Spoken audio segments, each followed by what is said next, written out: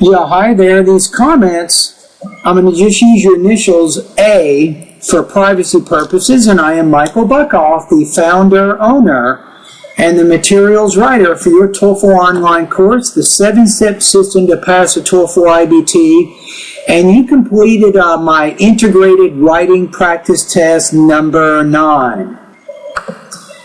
Or number 8, I think it was. All right, now let's take a look at what you did. Now, one of the things I noticed is you have a fairly clear organization. You understand how to structure everything, but you wrote approximately 176 words, and if I remember correctly, for the assignment in our class, you had over 2 hours and 20 minutes.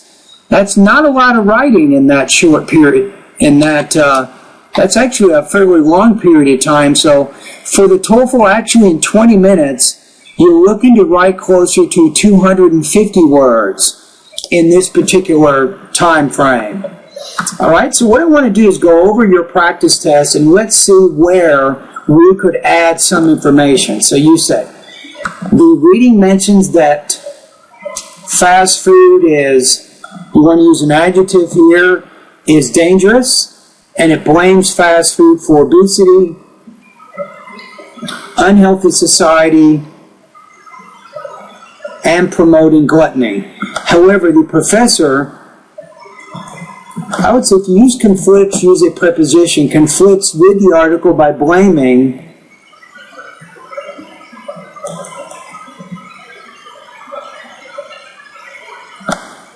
so I think it's saying, you say misconsumption. So let's take a look at the lecture here for just a minute.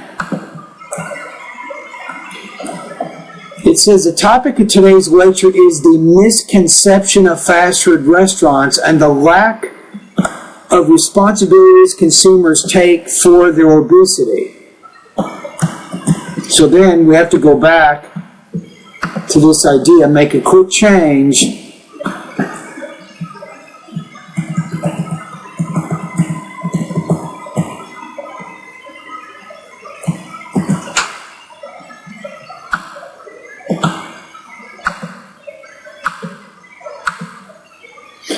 So, however, the professor conflicts with the article by blaming misconceptions of fast food restaurants.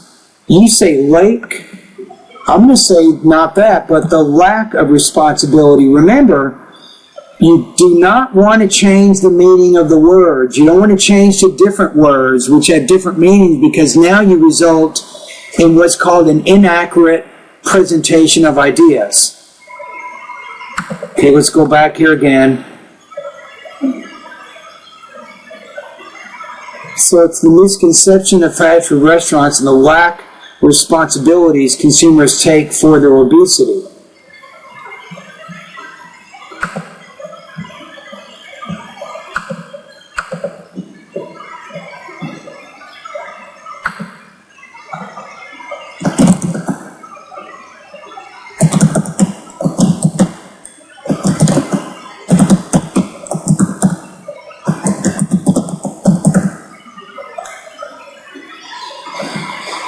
So if you want to be a little bit more accurate there, you might say something like this.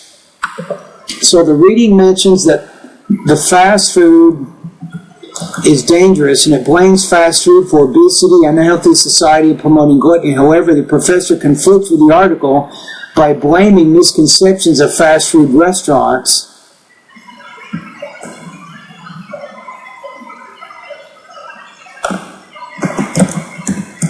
How about saying these problems on misconception of fast food restaurants and the lack of responsibility that people should take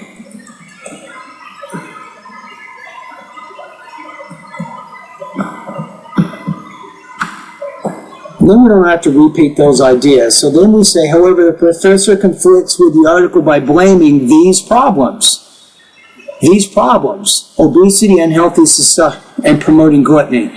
So the professor blames these problems on the misconceptions of fast food restaurants and the lack of responsibilities that people should take. That's how I would rewrite this to make it a little more accurate. You see, first, the reading passage mentions that the fast food is cheap and fast, which is good, but it contains high,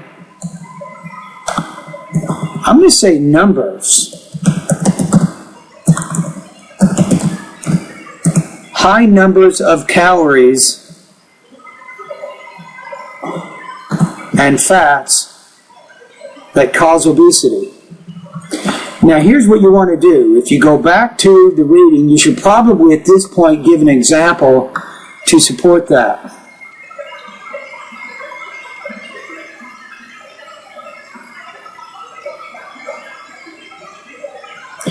So you say, many children and adults consume fast food on a daily basis, such as hamburgers, tacos, and chicken. So you should take some ideas here and try to condense that and then put some of that right there. This is where you can put, for instance. And you can say, according to the reading passage, then you give that. Then say, however, the professor conflicts with the article. You've already used the word conflicts, right? How about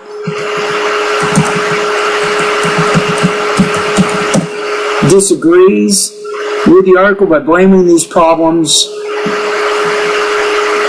Wait a minute. Oh, I'm sorry, we should be down here, right? Okay, so then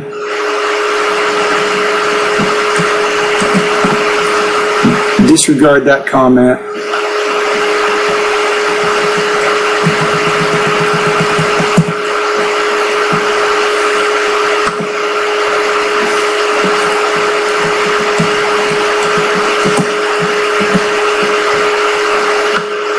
This is where you would give,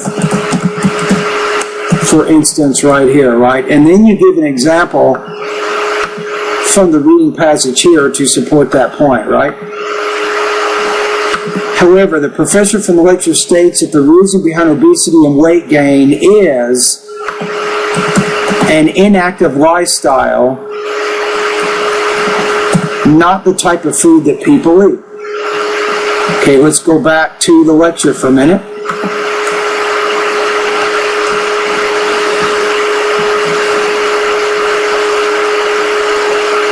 So obesity is caused by an inactive lifestyle along with consuming more calories than are needed in a day. Right? So I'm going to say that your paraphrase is not exactly accurate.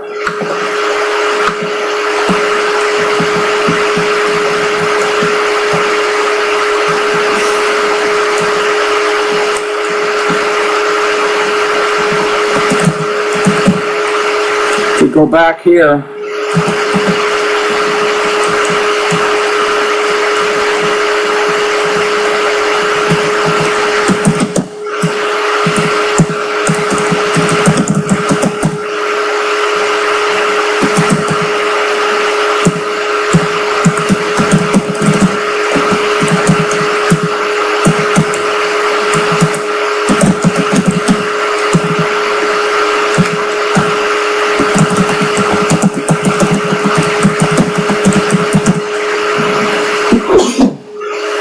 so this is what I would probably change this to say.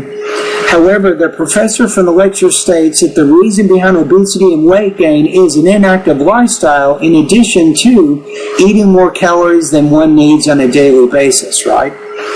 So you should probably put that. It's not what one eats in a day. That's part of the problem. But the inactive lifestyle and what one eats, both of those things contribute to the problem according to the information in the lecture. Am I right? Okay, let's go to the next idea here.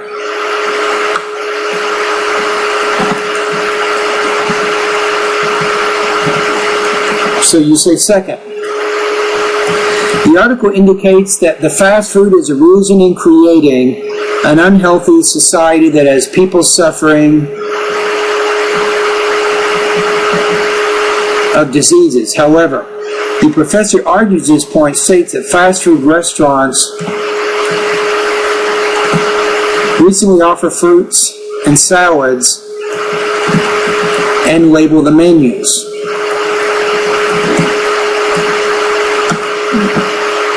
Okay, let's go back. Let's take a look at the reading passage here.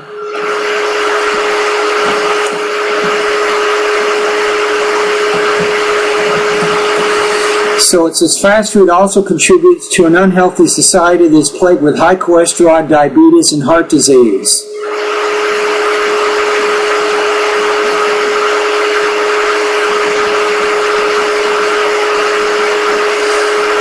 So the main culprit here, it's arguing here, fast food advertisements have unfortunately helped unhealthy people, unhealthy food become a staple of the American diet.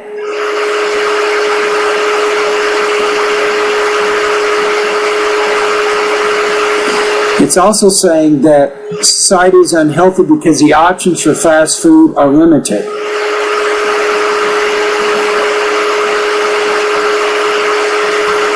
And most of the food you get has high cholesterol, can cause high cholesterol, can cause diabetes, it can cause heart disease, right?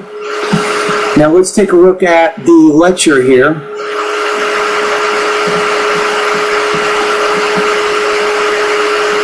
It's saying the concept of healthy is a continued concept that is argued with each year or decade. It says fast food chains do serve mostly fat and cholesterol-driven food, but we have now created options like apples and fruits for kids or more salad. And then also in states like California and New York, the calorie count of each menu item must also be on the menu so the consumer is more informed, right? So I'm going to say that you're not exactly getting all the important points, I think, from the reading passages or the lectures. You say, the professor argues this point, states that fast food restaurants recently, so you need to say something like this. You might say the professor argues that although a lot of fast food is high in fat and unhealthy, that there are also options now for fruits and salads. And even in some states like California, it is the law that they label what's on the menu, right? So I think that you're missing some important points, and you're not exactly accurately explaining those important points. Let's go to your final idea here. You say, the reading passage points out that gluttony is encouraged by fast food restaurants because fast food, I'm going to say here, you can probably just say they. No need to repeat those words again, because they offer unlimited beverage refills. The professor claims, you might say something like,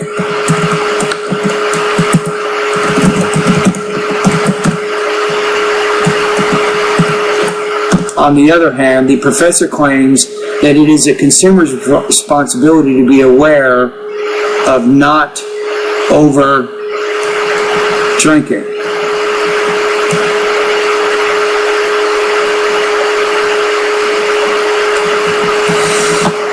Okay, let's take a look at the reading and the listening passage here.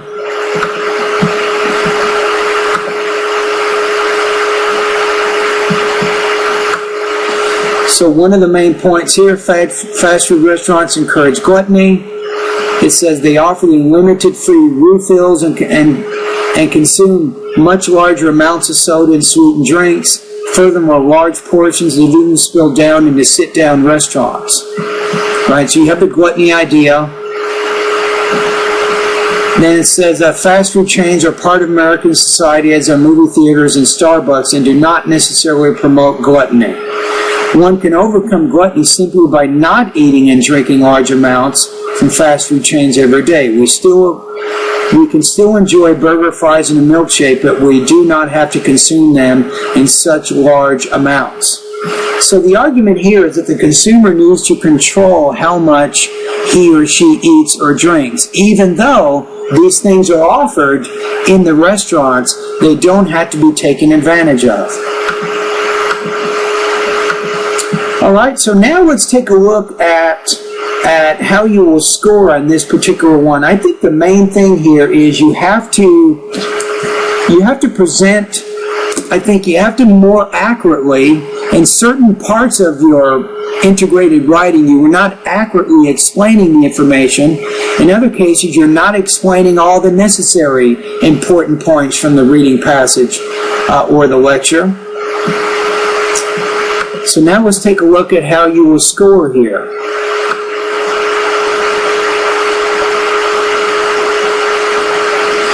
Your response communicates only global, unclear, and precise connections. You have omitted at least one major key point from the lecture. Your response conveys an incomplete, inaccurate, or imprecise connection of ideas.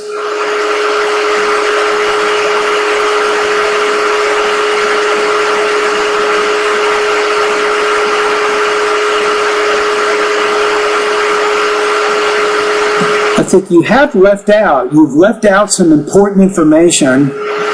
You also have language errors or expressions that make connections or meanings unclear at key junctures, such as your thesis. This exactly explains what you did in the beginning of your response. Instead of using this word, misconception, and the lack of responsibility, you weren't exactly explaining that, so you're using the wrong words, which makes it difficult to understand what the connection is. So your score here, I'm going to put you at about, it looks like right around 2.50 out of 5, or 17 points out of 30 in this particular practice test. Now, for the purposes of our class, 2.5 is going to put you at 70% on this assignment. Alrighty, so what do you do now? I think that part of your difficulty right now is you want to make sure you have a complete, accurate presentation of ideas. So I'd like you to review my reading lesson number 1 and my listening lesson number 1 at my website. Both of those lessons will help you improve your note-taking. But I think also it's just a little more practice. You need more practice with integrated writing, so you know that you have a final exam in this class at the end of the quarter, right? My recommendation for you is maybe you might want to complete 2 or 3 more integrated writing practice tests, maybe 2 to 3 more before the final exam, I think. And what you do, once you do the practice test, send me a quick email telling me you've completed it, and then I will send it over to my teaching assistant, and he will give you a score. So what you're trying to do is, you're trying to get higher than 2.5, right? What you have to do is to more fully develop your response. So the next practice test you do, try to develop your response so that you're closer to 250, maybe even 350 words, and then let's see how you score. You should score higher than what you're doing right now, but also you have to reduce the number of errors you're having with either your word choice or your grammar. So I know you're already studying in the grammar part of my course, but you should keep practicing in that section also. All right, thank you.